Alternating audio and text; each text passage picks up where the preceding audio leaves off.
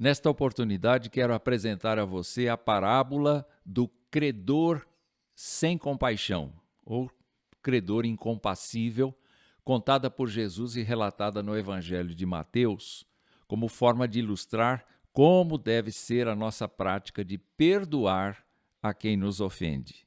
Jesus Cristo ensinou muitas coisas sobre o reino de Deus, utilizando-se de parábolas, e eu quero lembrar que parábola, no que diz respeito à nossa língua, é uma narrativa alegórica que transmite uma mensagem indireta por meio de comparação ou analogia. Vamos ao texto. Por isso, o reino dos céus é semelhante a um rei que resolveu ajustar contas com os seus servos. E passando a fazê-lo, trouxeram-lhe um que lhe devia 10.000 talentos. Não tendo ele, porém, com que pagar, o senhor desse servo ordenou que fossem vendidos ele, a mulher, os filhos e tudo o que possuía, e que assim a dívida fosse paga.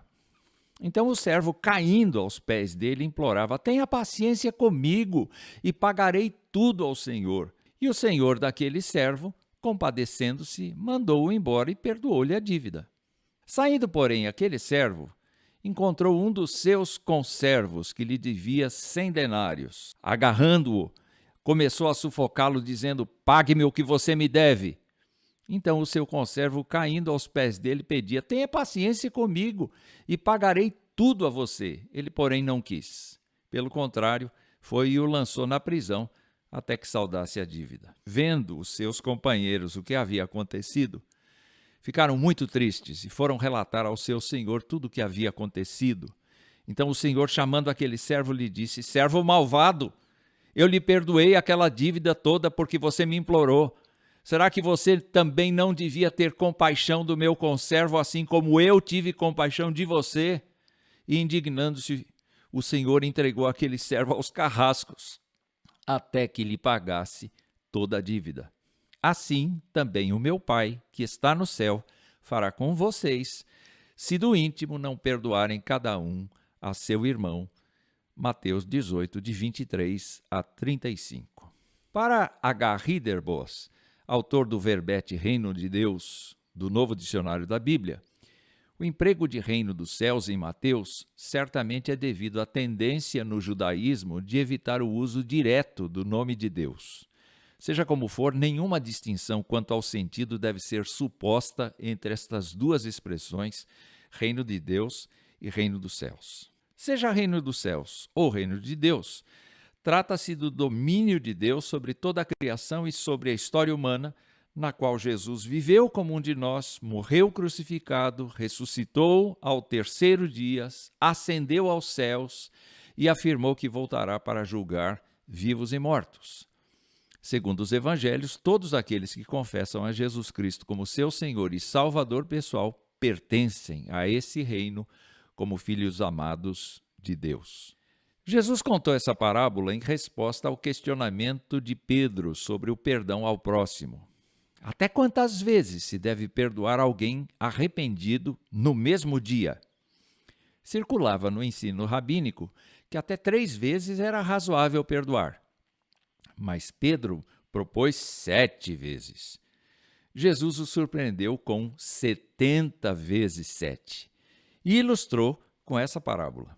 O rei determinou o ajuste de contas para todos os seus colaboradores. Um deles devia 10.000 talentos. Para se ter uma ideia, Flávio Joséfo registrou na sua obra Antiguidades que o rei Herodes o Grande arrecadava anualmente cerca de 900 talentos de todo o seu reino, pois esse homem devia ao rei o equivalente a mais de 11 anos de impostos que Herodes recolhia da população do reino, dívida monstruosa e impagável. No exercício da justiça, o rei determinou quitar a dívida do tal servidor mediante a venda dele próprio, da sua família e de todos os seus bens. Este homem pediu clemência e paciência ao rei, dizendo que pagaria tudo, embora isso fosse impossível. No exercício da misericórdia, o rei mandou-o embora e decidiu perdoar a dívida, trazendo para a vida real. Nenhum ser humano tem como pagar suas dívidas para com seu Criador, mesmo que tente. Já nascemos devedores. Por questão de justiça, Jesus Cristo pagou pelos nossos pecados. Por questão de misericórdia, Deus perdoa essa dívida aos que confessam a Jesus Cristo como seu Senhor e Salvador e nele permanecem. Mas a parábola prossegue e mostra o servidor perdoado em 10.000 talentos se encontrando com um colega de serviço que devia a ele 100 denários, o equivalente a 100 dias de serviço naquela época. Quase nada. Mas a reação do servidor foi diferente da do rei. Queria justiça, mas não a misericórdia. Seu colega tinha de pagar a dívida e, se não o fizesse, iria para a cadeia enquanto não a quitasse. E ficou ameaçando, até que isso de fato aconteceu, embora seu colega tivesse pedido clemência e paciência a ele. Moral da história: queremos o perdão de Deus, mas não estamos dispostos a perdoar pessoas que fizeram algo que nos ofendeu. A parábola não termina aqui. Conta que os colegas da corte viram isso e, revoltados, foram ao rei. Chamado de volta à presença do monarca, o servidor grandemente perdoado foi censurado e teve uma nova sentença. Você será entregue aos carrascos e, sob sofrimento da prisão, vai ficar lá até quitar a dívida que é impagável. Eu penso que ele nunca mais viu a luz do sol.